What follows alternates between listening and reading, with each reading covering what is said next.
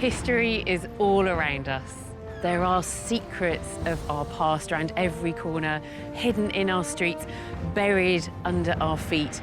And in this series, I'm going to uncover those secrets by looking at Britain's most historic towns. You're in my way! Get out of the way! I want to find out which towns across the UK can reveal the most about each period in British history. I think he's quite good, actually. I like a bit of anatomy in a statue. I'll be deciphering clues in familiar landscapes, bringing lost landmarks back to life, and turning back the clock to reveal how these towns looked at key stages in their history. You shouldn't be in here, should you? From the Stuarts to the Edwardians, the Civil War to the Second World War, I'll reveal the story of an era through the story of a single town. Today, I'm in Britain's most Plantagenet town.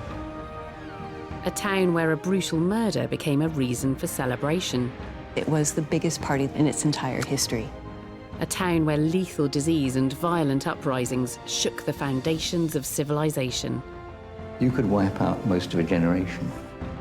And a town so iconic it inspired an author to pioneer the English we speak today. Longenfuk to Goon on pilgrimages. That's fantastic.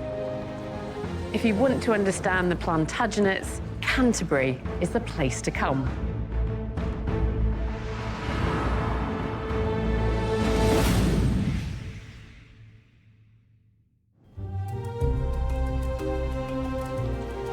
Canterbury is a small cathedral city that holds big appeal for visitors.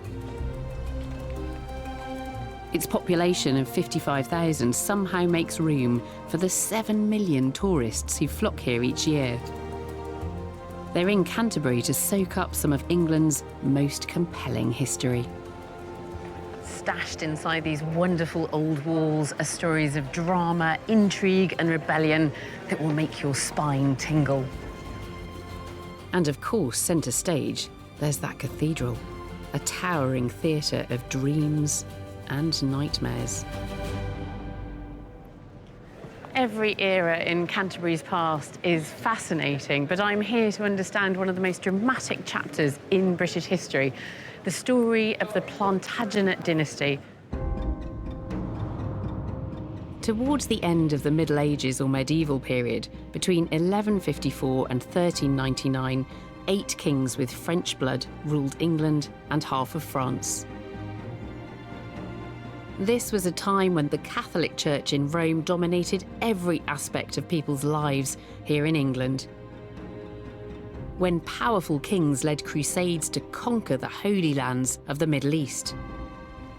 And above all, a time when different powers were battling for supremacy, as barons tried to control kings and the crown tried to overtake the influence of the church. Canterbury would play a key role in the Plantagenet era, but to understand why, we need to wind the clock back a few centuries more. It was our old friends the Romans who first established Canterbury as an inland river port, nicely sheltered from the Thames estuary, strategically located on the road from the port of Dover to London.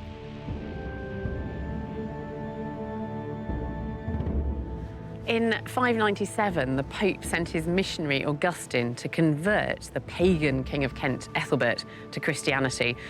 Well, Augustine must have made quite an impression because the king gave the monks this land on which to build the abbey that once stood here. Soon after, Augustine was installed as the first Archbishop of Canterbury in a new cathedral in the bustling town centre.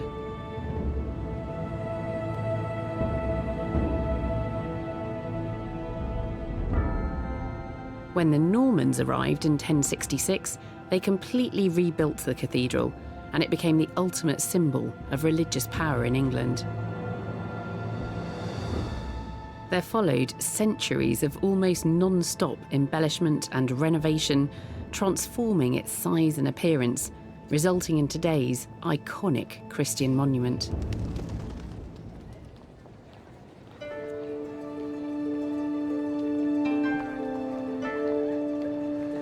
it's 1154. Canterbury is established as the centre of Christianity in England, and Henry II is on the throne. The Plantagenet era has begun.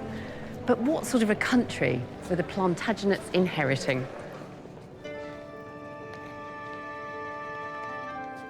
The population of England was still under 3 million, but growing fast. It was a time when regional capitals like Canterbury played a key role in society. This is such a colourful period in our history. Dr. Sheila Sweetenberg lectures in medieval studies at the University of Kent. Sheila, what was life like in Canterbury in the middle of the 12th century? I think it would have been really good for the people who lived here. You've got the silversmiths, goldsmiths, you've got tanners, you've got bakers, you've got markets around in the city. And in terms of your streets, all right, they're not going to be paved like this, but you're looking probably at rammed flint and that sort of thing. So you've got quite a hard surface. This is not a place of just muck and mud. The Middle Ages isn't like that. They may not understand hygiene as we do today, but they understood that bad smells could bring disease. Who was really in charge, Crown or Church? In Canterbury, the king would have thought he was in charge, but probably it was the church. Most of the time there's disputes going on between the two of them, so it's very fluid from that perspective. Why do we call this the Plantagenet dynasty? Well, it comes from Henry II's father. It's his nickname. It's probably relating to the fact that he put a sprig of broom in his helmet. So it comes from the Latin for broom, Plantagenista, so yeah, they become the Plantagenets. Absolutely. I can't wait to get my teeth into this Plantagenet period. Absolutely. So many of the big personalities of that 250-year period were either from Canterbury, came to Canterbury, or died in Canterbury. Canterbury had a key role in the Plantagenet drama, thanks to its supreme religious status. Evidence of this ecclesiastical power is everywhere you look. But it's even clearer from the sky, as Ben Robinson is finding out. I get a great sense of the topography of the town, of the layout of Canterbury. First thing you notice, how much land is being taken up by the religious institutions. The cathedral precincts look like a sort of town within a town, an enclave preserved from the rest of the town. So there's all manner of religious buildings in there. I can see it's a leafy green area, but walled. There's a circuit of defences around it almost. And it's sort of mirroring how the church is a state within a state, if you like. So you can really get a sense of who's in charge here, who's important, who's dominating the place.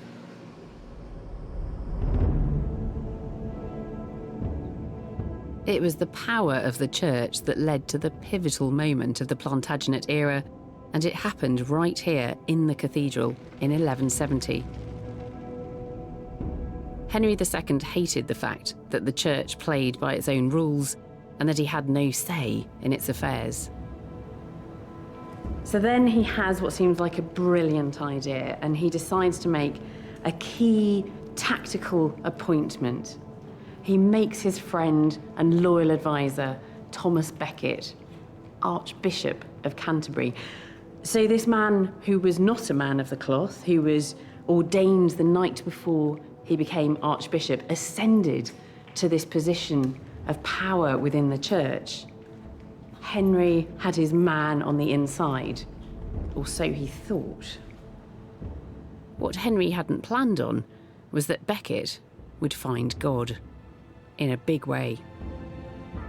This born-again Archbishop proved to be an even greater thorn in Henry's side than his predecessors. After one particularly furious disagreement, Henry had had enough.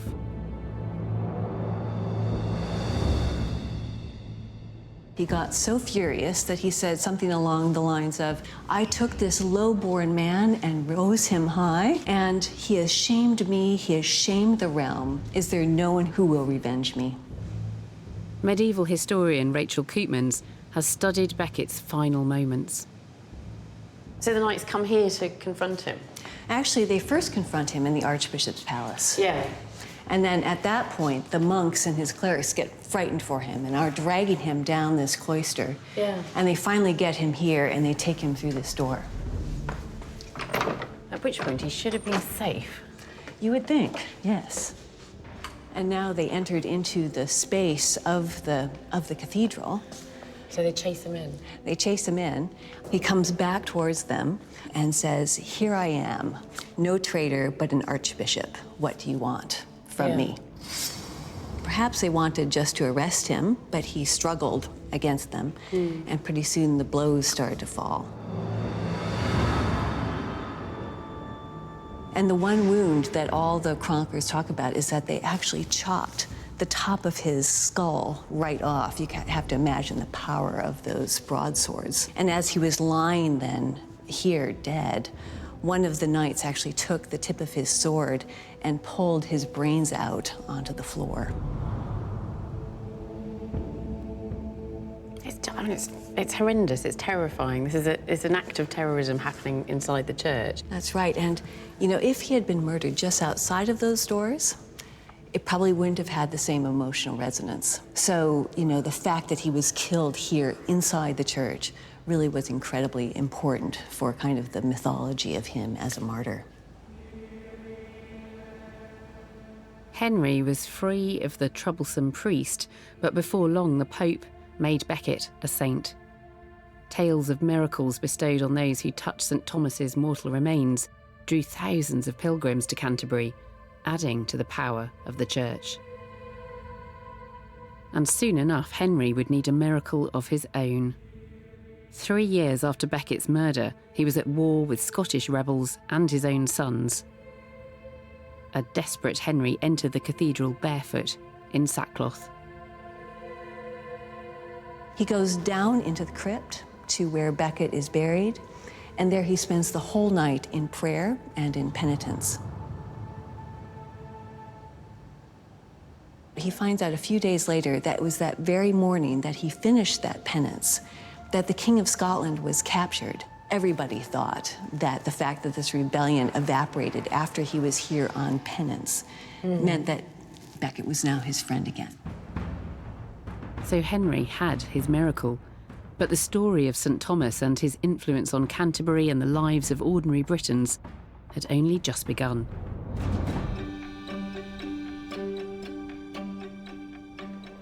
I'm in Canterbury, a tourist mecca and stunning showcase of over 1,000 years of English history. But it's the Plantagenets who ruled England from the 12th to the 14th centuries that I want to uncover. The first Plantagenet king, Henry II, had battled to keep control of great chunks of land in France, Ireland and Scotland, but he couldn't win the war with his sons, and he finally died in 1189, a betrayed and broken father. Henry was succeeded by his son, Richard the Lionheart, who was famous for fighting a successful crusade against the Islamic Sultan Saladin in the Holy Land. Richard was admired, but it has to be said, largely absent. And just 10 years into his reign, he died, and his brother John came to the throne. And John was trouble. Unlucky in war, John soon lost most of his French territory, then mercilessly taxed his English barons, who were his crucial and powerful deputies in governing the land. Then he fell out with the Pope over who got to choose the Archbishop of Canterbury. Finally, with few friends left, King John realised he'd better make amends with the church and issued a charter to try to patch things up. I'm in the Cathedral Library and the head of the archives, Cressida Williams, is going to show me this incredibly important document.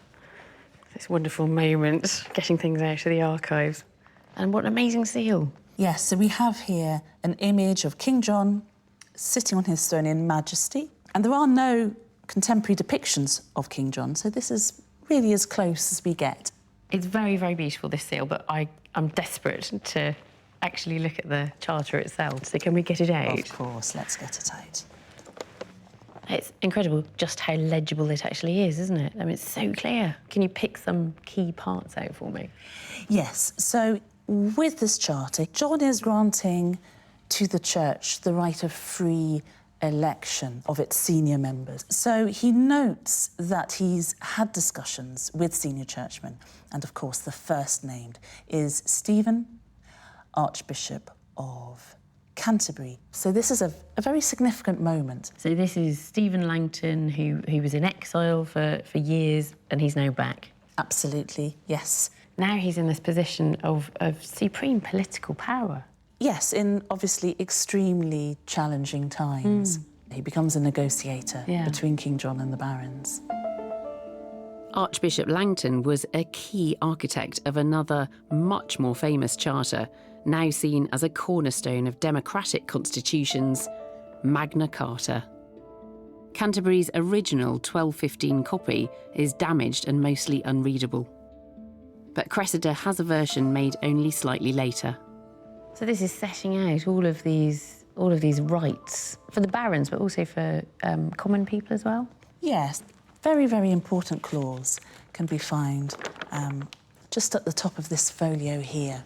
This relates to the principle of trial by jury. So, nullus liber homo capiata, no free man should be captured except by the judgment of his peers or by the law of the land. So this is the start, the seed, if you like, of a very, very important element in our democracy, the principle that one is tried by one's peers. So it's not just the King's Manifesto, it's more, this is what happens in Britain. King John died soon after sealing Magna Carta, but Archbishop Langton had only just got started. Newly empowered, he could devote his energy to reinvigorating the rather tired cathedral buildings and the image of the church. And when he arrived here in Canterbury, he needed a palace, not just somewhere to live, but somewhere to wine and dine people, to hold great parties, to create alliances.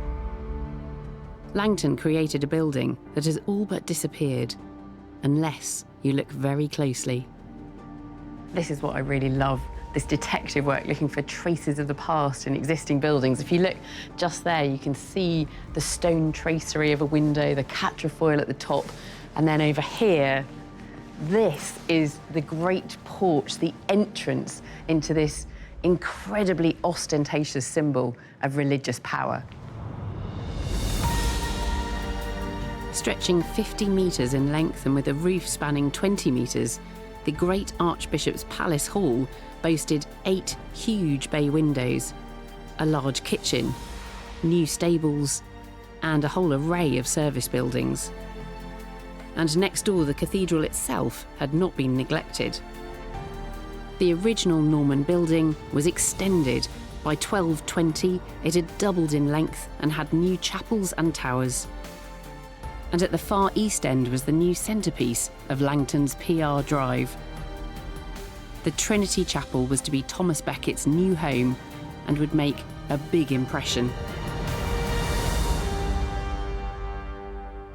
Inside, Langton pulled out all the stops. Light streamed through new stained glass windows onto huge marble pillars, striped in red for Becket's blood, white for his brains. Finally, 50 years after his murder, St Thomas's remains were moved up from the basement crypt to a glorious new shrine. This was the translation. The shrine itself was completely destroyed during Henry VIII's Reformation, but I've caught up again with Rachel Koopmans, who studied this space. This is the very spot where St Thomas's shrine stood. That's right. So where you can see this jagged edge, that jagged edge shows us where the shrine base was. It was huge. It is enormous. Yeah. And what would it have been like? Well, it would have had 3 steps. On top of that, there would have been a stone base, and then on top of that would have been the shrine, completely coated in gold. And then on top of that, it was so covered with gems that people said you couldn't even see the gold.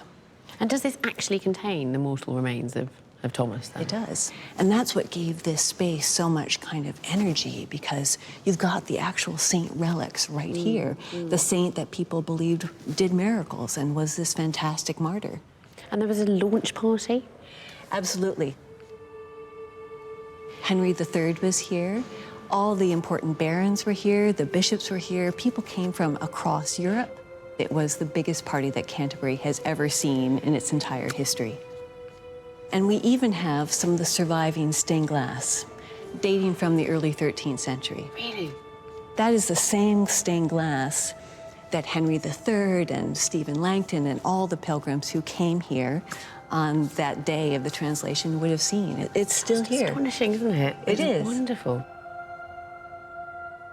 Over the centuries, many of the glass panels have needed extensive repairs and, in some cases, replacement. One of the replacement panels has recently been removed, and it contained an astonishing secret.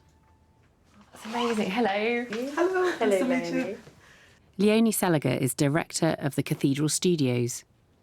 What are we looking at here, then? This panel was supposed to have been made in the 19th century, using some old pieces of glass cobbled together with some new pieces. So it's a Victorian replica of medieval stained glass?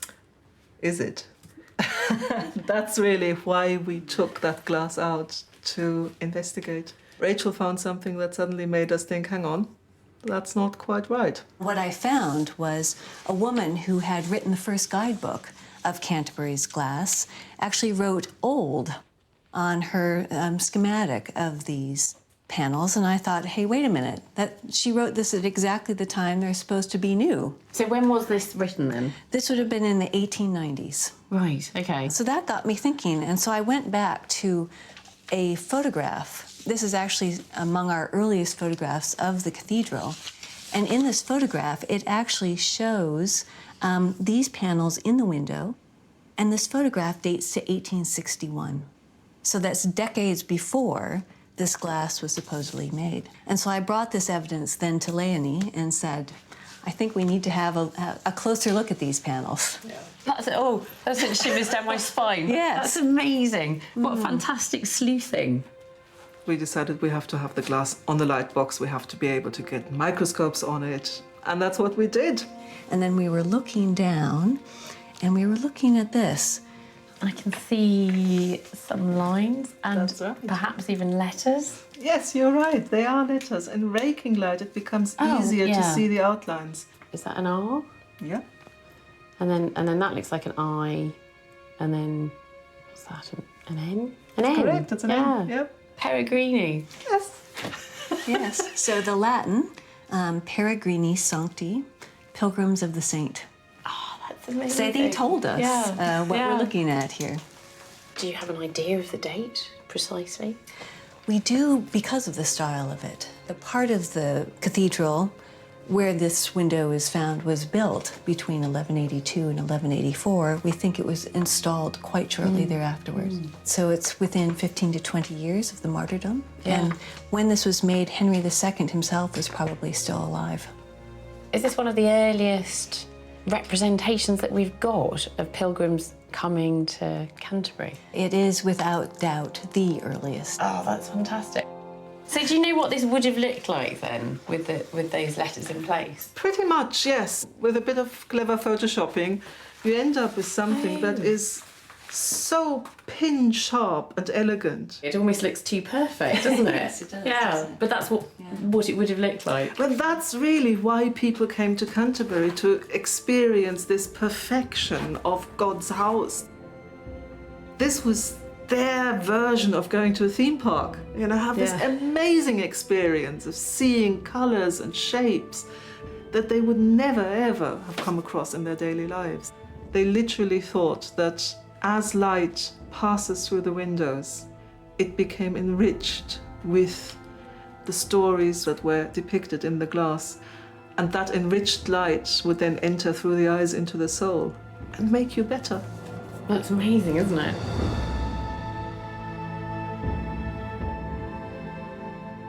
That faith in the healing power of St. Thomas was soon to be tested more than anyone could have imagined. In the middle of the 14th century, a wave of pestilence broke upon these shores, and it would cut down nearly half of the British population. I'm going to find out more about this devastating, shape-shifting disease, which was, of course, the Black Death. And I'll learn how ordinary pilgrims played an unwitting role in spreading the plague. I'm in Canterbury, the best place in the country to really find out about life during the 245-year-long span of the Plantagenet dynasty. Since 1154, this small city had seen brutal murder, miracles, palaces, and the party of the century. But by the early 13th century, the Plantagenets had lost most of their French territory. Inheriting a smaller kingdom, Henry III, his son Edward, and his grandson Edward II were principally kings of England. For ordinary people, life in the Middle Ages was nasty, brutish, and short. You were lucky if you made it through childhood, and you were even luckier if you made it beyond 40 or 50. There really was nothing in the way of modern medicine. And so it's not surprising that so many people turn to miracles. And this, of course, is where our old friend Thomas Becket comes back into the story.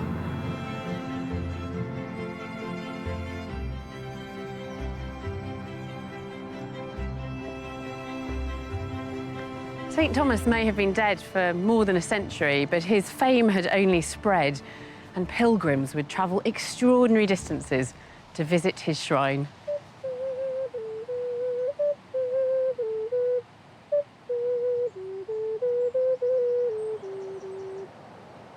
I'm meeting Michael, who is a modern-day pilgrim, and when he goes on his long, slow journeys on foot, he likes to wear medieval garb. So I thought it was rude not to join him. Oh, good day. Good day. Oh, I needed a rest after that long journey I've been on from just up the hill. So what were people coming to Canterbury for? I mean, presumably principally to visit Thomas's shrine. Yes, and when he was murdered, the monks grabbed cloths and went out and dabbled up all the blood and threw it into vats of water, which would be sold as holy water for the next several hundred years, and it would be kept. It must have been extraordinarily diluted by then. It's like kind of saint's homeopathy, isn't it? Yeah. That's a genuine one. Is it really? So that's what, a little pouch? It's a lead ampulla, and this is a modern replica. So that's a little replica of what that is. Either drink it yourself or give it to a loved one who's ill. Or in some cases, they've seemed to suggest people threw them on the fields for fertility. So was there anything else that you might bring back with you then as a souvenir? Some of them are much more dubious. Canterbury genuinely claim to have some clay left over from when God made Adam. That's fantastic. A tooth of Goliath. It's an animal tooth, but never mind. And a piece of snake skin from the Serpent of Eden. I mean, there is no division here between religion and superstition and just, I mean, sheer madness. Yeah. Now, look, who went on these pilgrimages? What sort of people? Just about everybody, really. People come from all over the known world at the time, really, well, Christendom. You might have a particular devotion to particular saints. You might be ill in need of a cure. Yeah. You might have a friend that needs a cure. There are professional pilgrims that you could pay somebody else to do the pilgrimage for you. Yeah. Rather than having to go to all that trouble. You must have attracted a fair amount of interest as you walked along dressed like this. Yeah. I mean, we entertain people as well on the way. The instruments come in handy. And you've got some instruments here. Yes. Can I have a go? Yeah. Well, I've got a bagpipe you could try. The miller in the Canterbury Tales plays a bagpipe. Yeah, OK. Just stick that under my arm. OK. Blow the bag.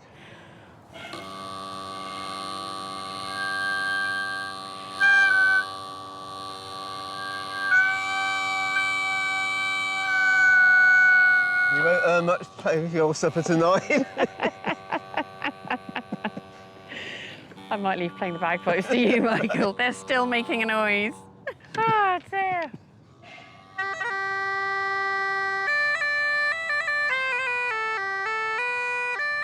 Real medieval pilgrims travelled to the shrines of saints from across Britain and Europe. These journeys could take weeks, months, even years.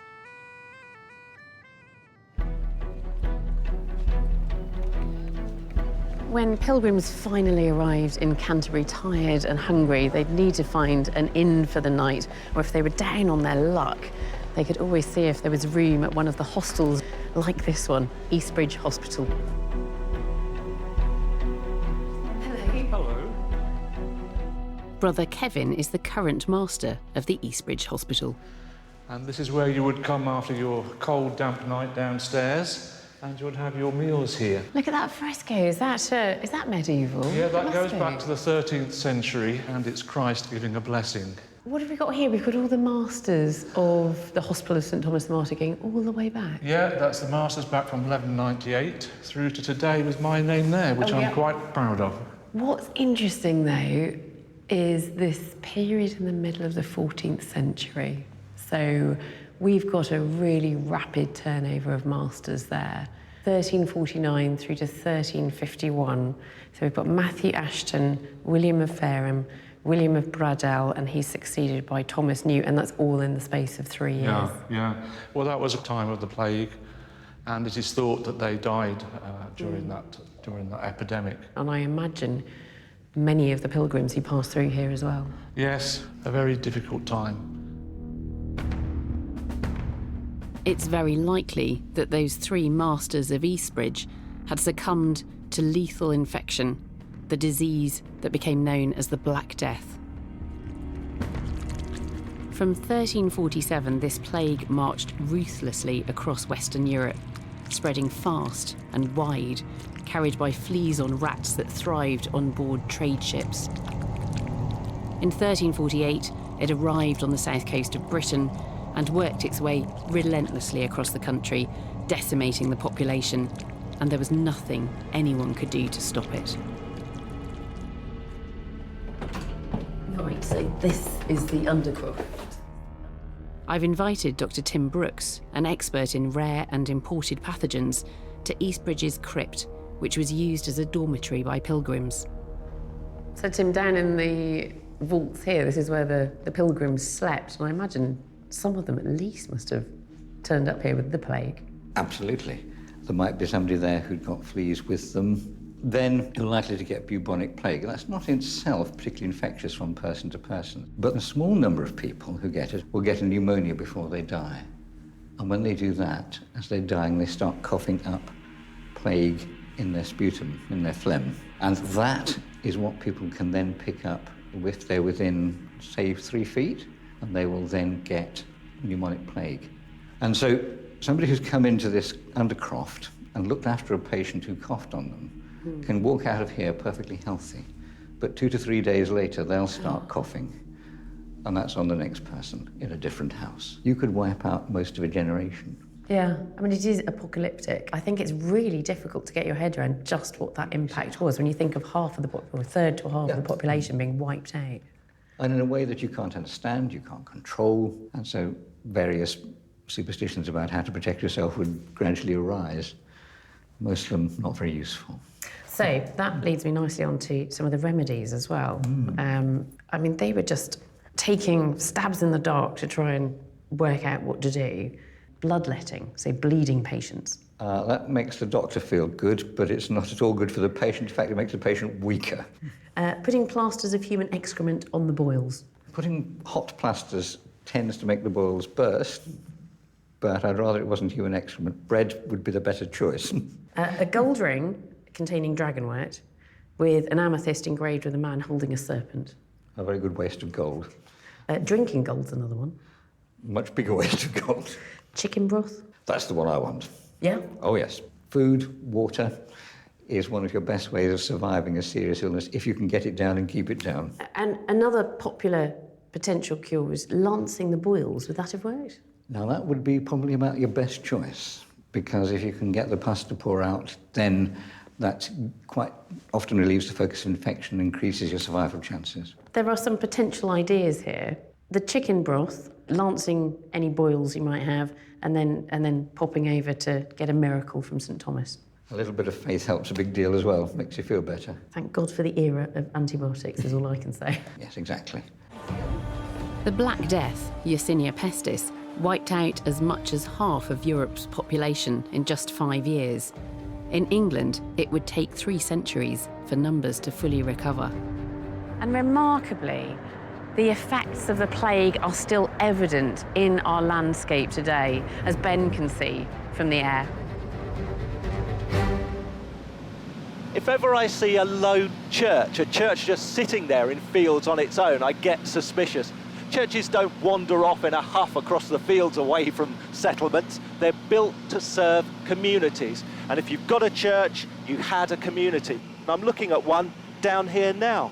That little community, that little hamlet, village, whatever it was, entirely gone. It's vanished.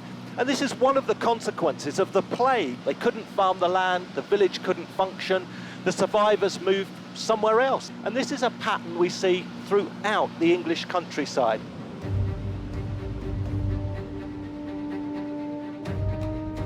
Eventually, the Black Death died down, but the effects of its devastation rumbled on. And I'm going to find out how it prepared the ground for a huge popular revolt, with rebels converging on cities like Canterbury.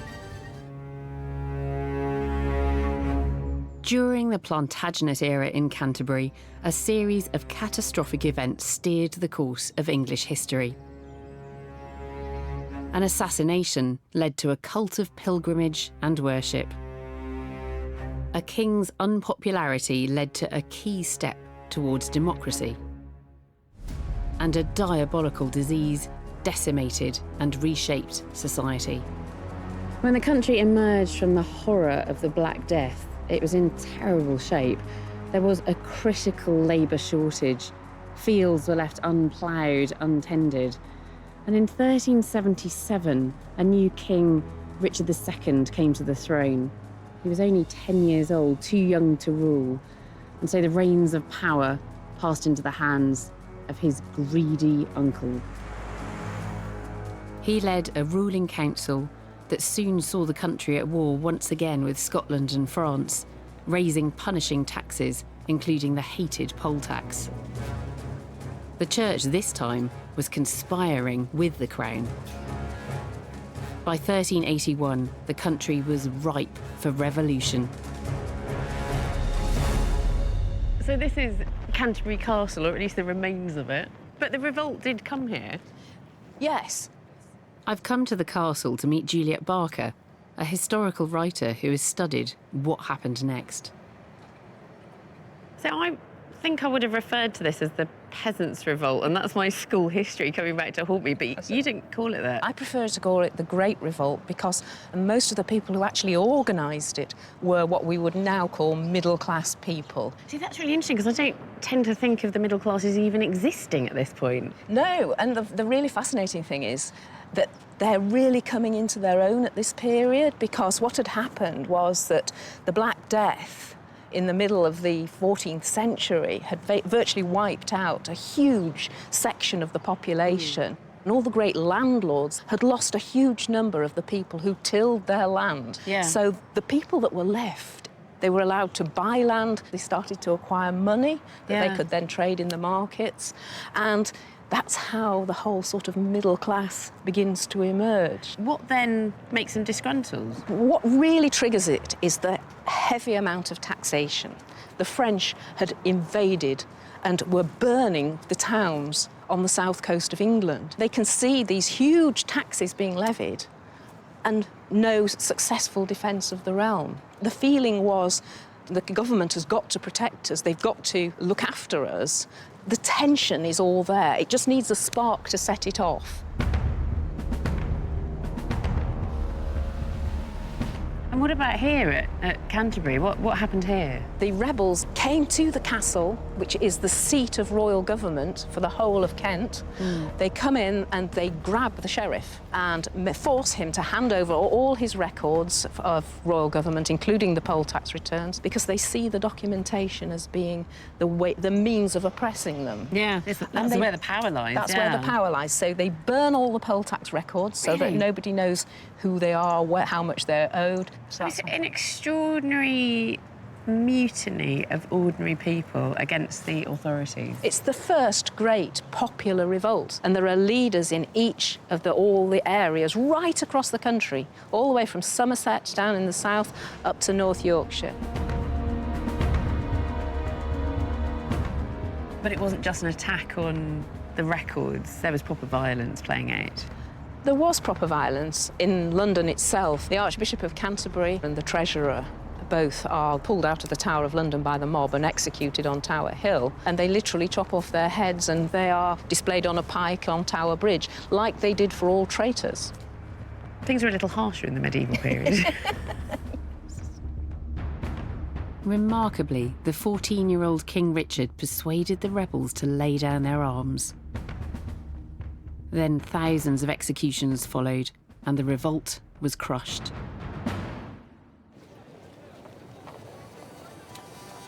However, another, much more peaceful cultural revolution was gathering pace. The English language was about to take over. In Plantagenet England, history and law were written in Latin. Poets and nobles at the royal court spoke French. The common language was Middle English, but it was rarely written down. One story did more than any other to change that. Befell that in that season on a day in Southwark at the Tabard as I lay, ready to wenden on my pilgrimage to Canterbury with full devout courage. In 1387, a poet was inspired to start writing about a group of pilgrims making their way from London to Canterbury. It was, of course, Geoffrey Chaucer with his Canterbury Tales. Dr. Marian Turner has studied the role of Chaucer's most famous work in establishing English. It looks like we've got some of the actual characters from the Canterbury Tales here. Do you think that's the wife of Bath? I think it must be. That's the wife of Bath. Yeah. And over here we've got the knight. Yeah. We've got the miller, who's very drunk over here. And I suppose just describing those few, it immediately lets you know that this is a varied group. And that's one of the things that's particularly interesting about the Canterbury Tales. In a way, it takes the temperature of English society at this time, and it's a changing English society. Yeah. So was it then unusual for him to be choosing English to write in? Absolutely. By writing in the vernacular, you're signalling that you're interested in a broader audience. Can you give me some of it? Can you do it? Go on, lay some okay. Middle English on me. So the Canterbury Tales begins. One that April, with his sure's suit, the drocht of March, hath pierced to the root, and bathed every vein in switch liqueur, of which virtue engendered is the fleur. One that Zephyrus eke with his sweeter breath inspired hath in every halt and heath the tender crops, and the young sun hath in the ram his half-course run, and smaller fowls mark and melody that slape an owl the nicked with open yea, so pricketh him nature in her courages. Oh, that sent shivers down my spine. That's amazing. So I think in the middle of that somewhere, I heard you say drought, but it wasn't. The drocht of March. Drocht. Yes. One key difference with Middle English is that you tend to pronounce all the letters. There's not so many silent letters. So say the word that we would say night would be connect, for example. And when did it change? I mean, how did it... Presumably it happened, gradually over time. Very gradually. Yeah. So in Chaucer's lifetime, English is creeping into more aspects of life in England. It's increasingly the language of administration. You get the development of what's called Chancery English. But then the really seismic change happens in the 1470s when Caxton sets up his printing press. One of the first books he publishes is, can you guess? Is it possibly the Canterbury Tales? It is the by Geoffrey Chaucer. Yes, indeed. Chaucer died in 1400. The same year as the last Plantagenet king. Richard II is said to have been starved to death in prison by his cousin, Henry Bolingbroke, who took his crown. Henry IV made his coronation speech in English, his mother tongue. It was a clever bit of PR to ingratiate himself with his new subjects. The age of England's French kings had ended, and the eventful, extraordinary reign of the Plantagenets was over. 137 years later, that most English of kings, Henry VIII, would sever the crown's ties to the Pope and pillage the assets of the church. Never again would the church wield such political power, though Canterbury would still be an important religious centre, of course, and the Plantagenet era would remain the most dramatic episode in the history of this holiest of towns. It was the scene of a murder that launched a superstar saint who drew pilgrims from afar. A town where an ambitious archbishop built an ostentatious new palace, and where the cathedral itself was transformed into the impressive monument that still dominates the town today. There can't be any doubt. Canterbury is Britain's most Plantagenet town.